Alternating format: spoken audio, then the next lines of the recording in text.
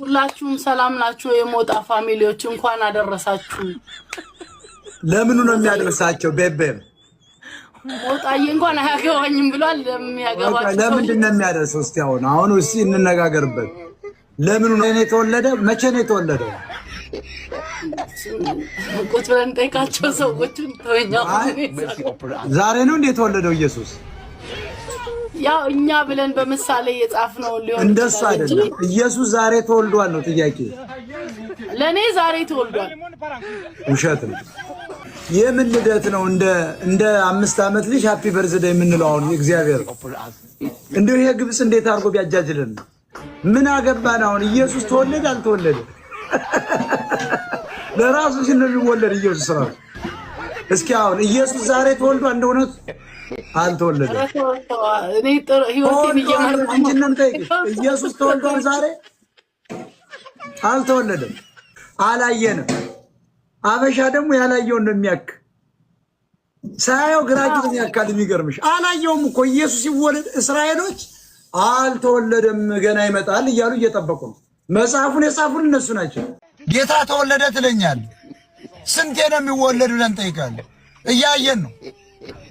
በየዓመቱ ይወለዳል እያልከን በሬ ለመብላት የፈለገ ሁሉ እንኳን አደረሰ ይላል። ለምኑ ስትለው ለጌታ ልደት ይላል። ጌታ እኮ ተሰቀልክ፣ ሰቀልከው እንደ ሞት አቀራ ነው አጣድፈን የሰቀልከው።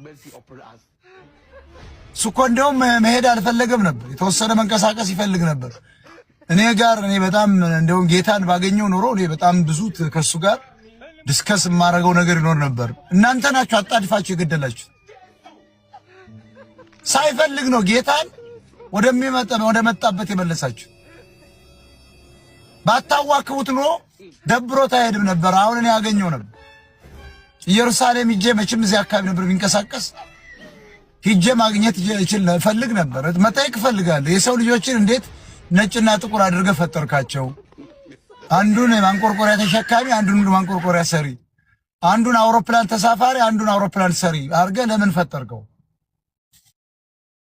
አንዱ መጽሐፍ ቅዱስ ተሸክሞ እንዲዞር፣ አንዱ ደግሞ ሴልፎን ይዞ እንዲሄድ እንዴት አረከ ሰራው የሚል ጥያቄ ለኢየሱስ ክርስቶስ ማቀረቤ የማይቀር ነበር። መብረቅ ከላከ ሊልክ ይችላል፣ መጠየቅ አይቀር። በአንድ ቀበሌ ውስጥ 17 ቤተክርስቲያን ያለበት አለ። በአንዲት ቀበሌ ሃይማኖት ውስጥ ሽንቁራ ማርያም፣ ኮልኮሌ ማርያም፣ ዛፍ ላይ ማርያም ተገኘች እያልክ በሄድክ ቁጥር ዓለም ይስቅብሃል። ማዕይብ ነህ። ዛሬ አማዞንና ቴስላ ባለቤት የት ሄዱ መሰላችሁ? ቀለም መሬትን ለማየት አብረው ሄዱ። ከስፔስ ሆነ መለስ ተጠየቀ። የአማዞን ባለቤት በመሬት አዝናለዋል። ሲያየው ሌሎች ፕላኔቶች ሂውጅ ናቸው። ገና ሳይንስ አልደረሰባቸው፣ የተወሰኑትን የደረሰባቸው። ብዙ ሰው እዚያ መኖር ይችላል ብዬ አምናለሁ አለ። ግን መሬት ስናያት በጣም ጠባብ ናት።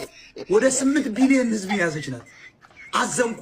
ከሌሎች ፕላኔቶች ስናያት ክኒን ነው የምታክለው። የኛ ፕላኔት ምንም የላትም ማለት ሪሶርስ አሁን እያለቀ የመሬት ሪሶርስ ምናልባት አፍሪካ ውስጥ ነው ያለው። እሱ ለመያዝ እኮ ነው እየመጡ ያሉት።